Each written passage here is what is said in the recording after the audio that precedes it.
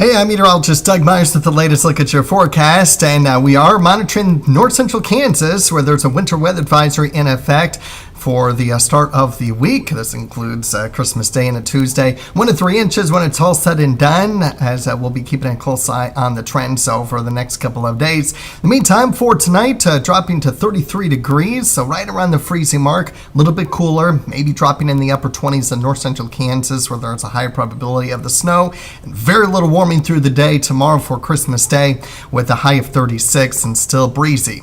Now, again, I think if you're traveling up towards the northwest, that's where you'll run into more problems. If you're traveling out to Kansas City for the Chiefs game tomorrow, temperatures stuck in the upper 30s throughout much of the game, and if there's going to be precipitation, it would be sprinkles, maybe a few flurries flying around, but no accumulation is expected, no impacts. The impacts are going to be the cold and windy conditions, not necessarily the precipitation. Here's a look at Supercast showing the rain this evening, and then as the colder air moves in overnight, it's eventually changing over to snow, and as some drier air starts to work into the eastern portions of our viewing area by tomorrow afternoon, that'll kind of cut off the amount of precipitation that we'll have, but staying with a little bit of snow showers in north central Kansas. And then as the storm system slowly pushes eastward between Monday night through Tuesday night, we will continue to monitor on and off snow showers, a few flurries, not a whole lot of accumulation with it. It's not going to be overly heavy. Again, it's certainly something that we'll be paying close attention to.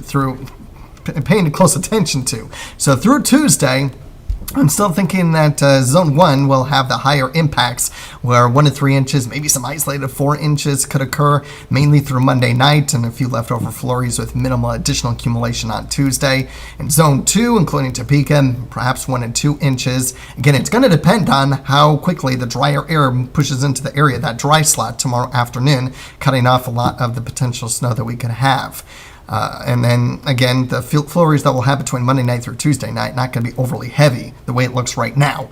And then a trace to 1 inch down to our south in Zone 3. So just something to be aware of. We'll continue to keep an eye on the trends over the course of, obviously, tonight and Christmas Day. So keep checking back in. I will be in tomorrow morning to update the forecast if there are any changes. So make sure to keep check back in. Obviously, it'll probably won't be until closer to 8:30 at the latest.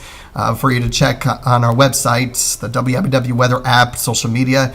But I will be in tomorrow morning to update you, even though we don't have a newscast.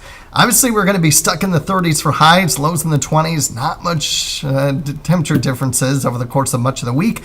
And then we may warm up just a little bit for the upcoming next weekend.